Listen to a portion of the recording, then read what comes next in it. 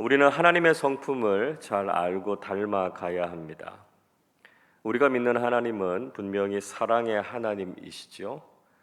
동시에 우리가 믿는 하나님은 공평하신 하나님, 공정하신 하나님, 또 공의로우신 하나님이십니다. 그래서 우리는 하나님의 공평과 정의를 담는 사람들이 되어야 한다는 것이죠.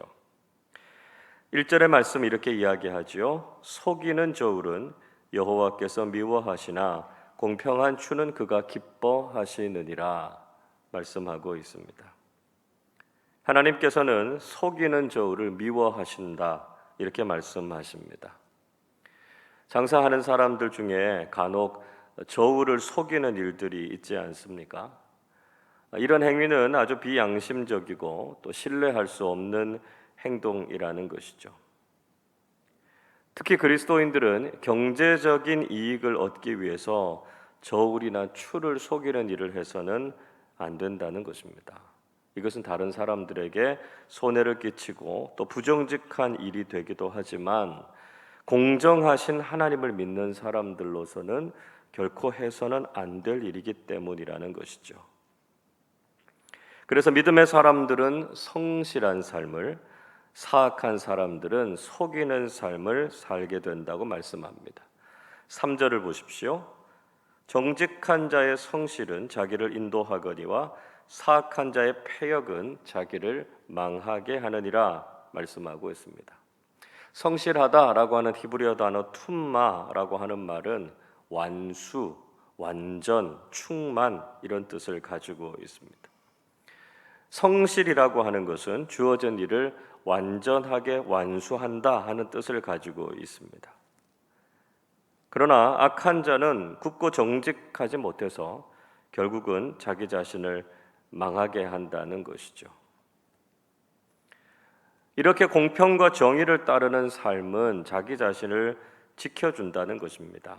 4절이 이렇게 말씀합니다. 재물은 진노하시는 날에 무익하나 공의는 죽음에서 건지느니라 말씀하고 있습니다. 재산과 소유가 분명히 유익이 있지만 결정적일 때에 사람의 생명과 안전을 지켜주지는 못한다는 것이죠. 그러나 공의는 그 사람을 죽음에서부터 건져준다는 것입니다. 공의를 따르는 사람들을 하나님께서 좋아하시기 때문에 사람의 힘으로는 어쩔 수 없는 위기가 찾아올지라도 하나님께서 그 사람을 보호해 주시고 구원해 주시는 것을 경험하게 된다는 것이죠. 5절도 이렇게 말씀하지요. 완전한 자의 공의는 자기의 길을 곧게 하려니와 악한 자는 자기의 악으로 말미암아 넘어지리라 말씀합니다. 완전한이라고 하는 히브리어 단어 타밈이라고 하는 말은 도덕적으로 흠이 없다, 윤리적으로 완벽하다 이런 뜻이기보다는 신앙적으로 온전해지고자 노력하는 사람, 또 그런 마음을 가진 사람 이런 뜻을 가지고 있습니다. 그러니까 하나님 앞에서 정직하고 공의로운 삶을 살아가고자 하는 사람들은 그 길이 곧고 형통할 것이다 말씀하고 있는 것이죠. 6절도 이렇게 말씀합니다. 정직한 자의 공의는 자기를 건지려니와 사악한 자는 자기의 악에 잡히리라. 반복해서 이야기하고 있죠. 정직한 자의 공의는 자신을 건지지만 악한 자는 자신의 악에 의해서 멸망하게 될 것을 말씀하셨습니다. 우리는 공평과 정의를 추구하는 삶이 우리를 지키고 구원해 주신다라고 하는 사실을 잊지 말아야 한다는 것이죠. 계속해서 솔로몬은 의인의 형통과 악인의 멸망에 대해서 교훈하고 있습니다. 7절을 보십시오. 악인은 죽을 때에 그 소망이 끊어지나니 불의의 소망이 없어지느니라 말씀합니다. 악한 사람들은 죽을 때 아무런 소망이 없다 이렇게 말씀하고 있습니다. 불공평하고 악한 세상 속에서 악인들이 득세하는 것 같고 자신들의 유익을 누리면서 사는 것처럼 보일 수 있습니다. 그러나 악인이 죽을 때, 즉 그의 인생의 결론은 비극이라는 것이죠. 왜냐하면 그들의 인생의 마지막에는 아무런 소망이 없기 때문입니다. 그들은 영생의 복을 누리지 못하고요, 하나님의 무서운 심판이 기다리고 있기 때문입니다. 그러나 하나님께서 의인을 구원하시고 그들에게 영생을 주신다고 말씀합니다. 8절 말씀 보시면 의인은 환난에서 구원을 얻으나 악인은 자기의 길로 가느니라 말씀합니다. 의인은 이 세상을 살아갈 때 고난과 어려움을 경험하게 됩니다.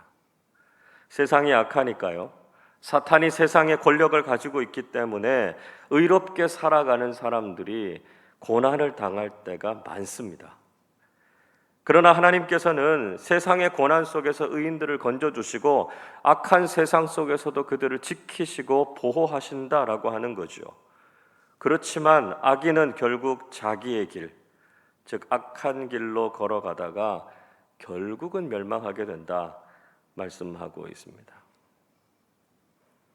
또한 우리가 의인이나 악인의 삶을 살아가게 될 때 그것은 우리의 이웃들에게도 큰 영향을 미치게 된다고 말씀합니다. 9절을 보십시오. 악인은 입으로 그의 이웃을 망하게 하여도 의인은 그의 지식으로 말미암아 구원을 얻느니라 말씀하고 있습니다. 악인은 자신의 말로 이웃을 망하게 한다는 것이죠. 그러나 의인은 그의 지식으로, 즉 복음으로, 하나님의 말씀으로 다른 사람들을 구원한다는 것입니다. 우리는 어제도 그리스도인으로서 합당한 언어 생활이 참 중요하다 하는 말씀을 함께 나누었습니다. 우리의 입술에 하나님의 말씀, 구원의 진리를 담아서 다른 사람들을 구원하고 생명을 전하는 사람들이 되어야 한다는 것이죠. 그러면 우리의 이웃들도 의인의 삶을 칭찬하고 축복하게 된다는 것입니다. 10절 말씀을 우리 함께 같이 읽어보도록 하겠습니다. 의인이 형통하면 성읍이 즐거워하고 악인이 패망하면 기뻐 외치느니라.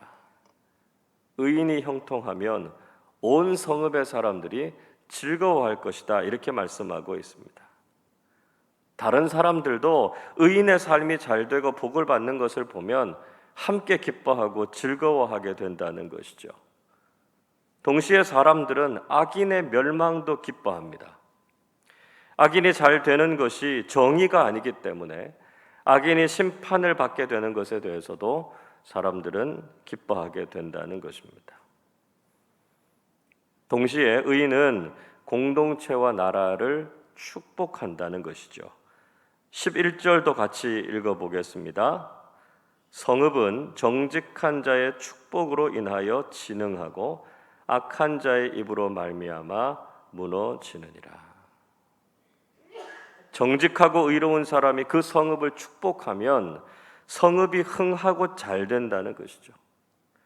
의롭고 선한 믿음의 사람들은 자신이 속해 있는 공동체와 나라를 축복하는 역할을 한다는 것입니다. 그러나 악한 사람들은 말로 자신의 공동체를 무너지게 하죠. 악한 사람들은 자신의 공동체에 얼마나 악영향을 미치게 되는지를 보여주고 있습니다. 자, 왜 그런 결과들을 낳게 될까요? 12절은 이렇게 말씀합니다. 지혜 없는 자는 그의 이웃을 멸시하나 명철한 자는 잠잠하느니라 말씀하고 있습니다. 지혜가 없고 악한 사람들은 이웃을 무시하고요, 함부로 대한다는 것이죠. 그들이 말과 행동으로 다른 사람들을 멸시하기 때문에 악한 사람들이 있는 성읍은 결국 망하게 됩니다. 그러나 명철한 사람들은 절대로 이런 일에 동조하지 않고요, 다른 사람들에게 악한 영향을 주는 말에 대해서는 잠잠하게 된다는 것입니다. 13절도 이렇게 말씀하지요. 두루 다니며 한담하는 자는 남의 비밀을 누설하나 마음이 신실한 자는 그런 것을 숨기느니라 말씀합니다. 악한 사람들은 여기저기 돌아다니면서 다른 사람들의 비밀이나 약점을 발설합니다. 이런 말들로 사람들의 관계를 악화시키고요, 그 당사자에게는 모욕을 주죠. 그러나 마음이 신실한 사람들은 그런 것을 드러내지 않고 오히려 감추어 준다는 것입니다. 우리 공동체 안에서도 약점이나 상처를 가지고 있는 사람들이 있습니다. 공동체 안에서 우리가 이런 이야기를 들으면 우리는 그 말을 다른 사람들에게 퍼뜨리지 말고요, 마음속에 간직하고 그 사람을 위해서 기도해 주어야 한다는 것이죠. 우리에게 믿고 고백했던 이야기들을 다른 사람들이 알게 되고 그것을 듣게 된다면 그 당사자에게 있어서 얼마나 큰 상처가 되겠습니까?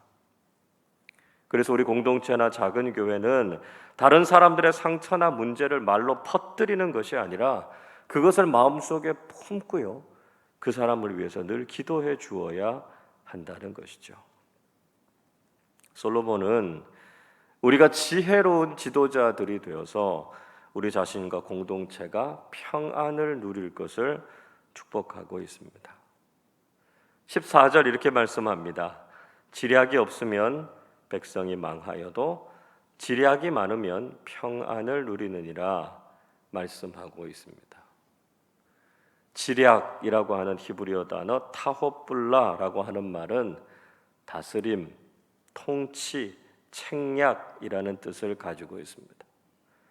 지혜롭고 바른 지도자들은 나라와 국민들을 흥하게 한다는 것이죠. 자신이 가지고 있는 지혜로 공동체와 사람들을 평안하게 다스린다는 것입니다. 이것이 오늘을 살아가는 우리 그리스도인들의 모습이어야 합니다.